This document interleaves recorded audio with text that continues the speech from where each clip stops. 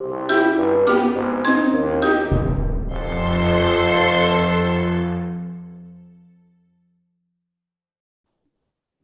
good morning. My name is Phyllis Newbill. I'm with the Virginia Tech Science Festival, and I'll be hosting this morning. Glad you're all here. This morning we have Ms. Ramseyer's third grade class from Montgomery County Schools, and also the team of presenters for What Am I Looking At? Tracking Eye Movements, and that is Brianne, Jisun, Katie, Shanice, and Vita. So I'm welcome. I'm glad you're here. I'm going to turn it right over to the group now. Hello and welcome to the eye tracking exhibit. How are you guys doing today? Good. Awesome. So we are the representatives from the CODES Lab, which stands for the Cognitive and Developmental Science Lab under Dr. Cohen Choi in the Department of Human Development and Family Science at Virginia Tech. And today we are partnering with Dr. Caroline Hornberg's VT Learning and Development Lab to teach you guys a little bit about eye tracking technology that we use to conduct research. So in the CODES Lab, we use eye tracking to understand how digital media like iPhones and iPads impact learning and cognitive development. And Dr. Hornberg's lab aims to understand mechanisms of learning to then determine how to optimize learning environments. And her lab conducts research that primarily focuses on how younger children learn math. And so today we're going to show you guys how eye tracking technology can help us as researchers understand how younger children learn math concepts. Hi, I'm Jason, a graduate research assistant at CODES Lab, and I'm studying child and adolescent development. I'm Invita. I just talked right now, but I'm back again. I am a senior at Virginia Tech, majoring in clinical neuroscience, and I'm also with the CODES Lab. Hi, I'm Brianne. I'm a junior at Virginia Tech, and I'm studying biology, and also with the CODES Lab. Hi, I'm Katherine Johnson. I am also a senior, and I'm a human development major. Hello, I'm Shanice Johnson. I'm a PhD student in the Department of Human Development, and I am in the Learning and Development Lab with Dr. Hornberg. Okay, first things first. Do you guys know what your eyes do? Okay, so what do your eyes do? See. Awesome. So do you guys know what any of these numbers correspond to in terms of the eye? If you don't, it's totally fine, because we're going to learn today. Does anyone know? He thinks number 1 is the pupil. Awesome. That is absolutely correct. So I'm going to go through all of them and tell you guys what they do and what they are. So number 1 is the pupil, which is the blackest part of the eye. And the pupil is what's going to let light into our eyes. And then the iris is the colored part of the eye. So all of us have different colored eyes, blue, green, brown. So the iris is the one that controls the amount of light that we let into our eyes through the pupils. The white part of the eye is called the sclera, and the sclera is a tough outer layer of the eye that protects everything that's inside, and it helps us not get injured that easily. There is the retina that you can see on the rightmost side, so that's going to be on the very back of the eye. So if you're looking at someone, you won't be able to see the retina, and that's where all the neurons called the nerve cells are located. And last but not least, we have the cornea, which is the transparent front part of our eye. And its main function is to refract, which means to bend the light in order for our eye to focus it. All right. Are any of you guys wearing glasses in the class? So the glasses that we use in our lab are very similar to glasses that you would wear on an everyday basis. So this is the eye tracking system that we use in the lab. So participants will wear this pair of glasses with specialized cameras. So there are 2 different cameras on the eye tracking system. There's the scene camera, and that records anything the participant's looking at, so the participant's point of view. And then there's the eye camera, and that records all of the participant's eye movements. There's an infrared light on it, and it illuminates the participant's right eye to track the pupil, and it creates a corneal reflection.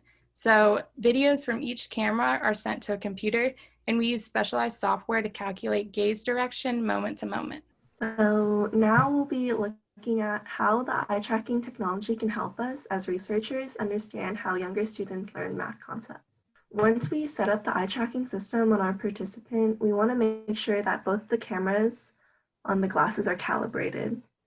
This will help us produce videos that are coded and analyzed easily. To do this, we have the participant watch a short video with a grid of 9 dots. The dots appear one at a time, and we have the participant follow each dot as they move. Later, this grid will help us set up crosshairs, that little blue like cross thing moving around that points towards where the person is looking. While we monitor the eye tracking system throughout the session, there can still be things that disrupt the accuracy of the glasses. This can include eyelashes, reflections from glasses, lighting in the room, and if the participant were to readjust while they're in the session. This app is aimed to help children aged 3 to 5 years old learn about concepts like corner and below. So this game, just like the video before, is aimed for children ages 3 to 5. And the goal of this game is to work on basic counting skills and also assigning number words to specific objects. So now we're going to open the floor to you guys. Any questions, comments? Where did you learn this stuff? I personally learned it through the lab. Basically, I didn't know anything coming in, just like you guys, and I learned through experience, making mistakes. So just learning through the lab and using what I learned in classes to kind of use it in collaboration to do research.